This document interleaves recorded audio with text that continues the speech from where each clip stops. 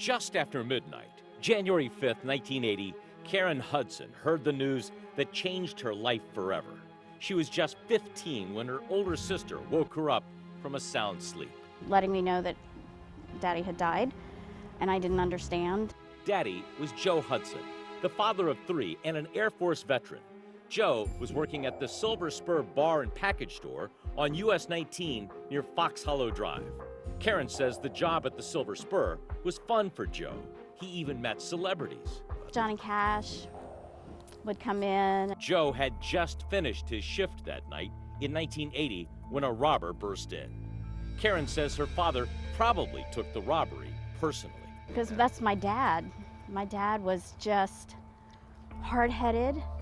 He was stubborn. He was not going to let anybody get anything over on him. That's just who he was.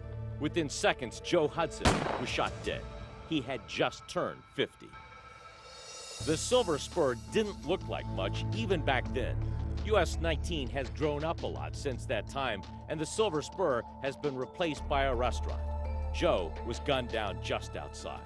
But the changes and the passage of time haven't stopped Pasco County Sheriff's Detective Todd Koenig from hunting for Joe Hudson's killer. Somebody came in to rob the place.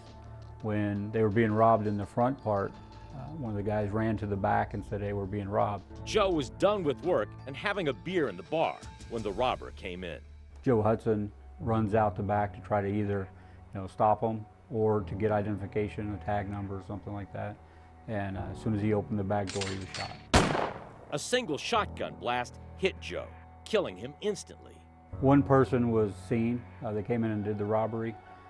We're going to assume that there was another person involved because of the time frame of when he went outside and was shot immediately. So it makes us believe that somebody else was waiting. Descriptions were vague. A witness described the robber inside the bar as a white man with long hair and a beard, a description that could fit a lot of people in the 80s. Now, years later, Detective Koenig has the case. He's pored over the old witness accounts. You have the people that worked in the bar. We later talked to other people that saw vehicles coming and going in the parking lot. There are some things he can't say about the case, but Koenig did take me for a rare look at physical evidence that's been preserved from the murder scene, even showing me a van door with signs of the shotgun blast that took Joe Hudson's life. There was one of the bullets. But this veteran detective isn't just looking at the past. He says with new tips and new technology, Joe Hudson's killer can still be caught. I try to look at the newer technology that we have. We have DNA now that we didn't have in 1980. Karen Hudson still remembers the good times back then with her father. He was a lot of fun. He liked to camp, and he liked to party, and he liked to ride motorcycles. But this year, Karen is hoping for something more than just memories. What would it mean to you after all these years to know? That he can rest. He would hate it that the guys got away with this.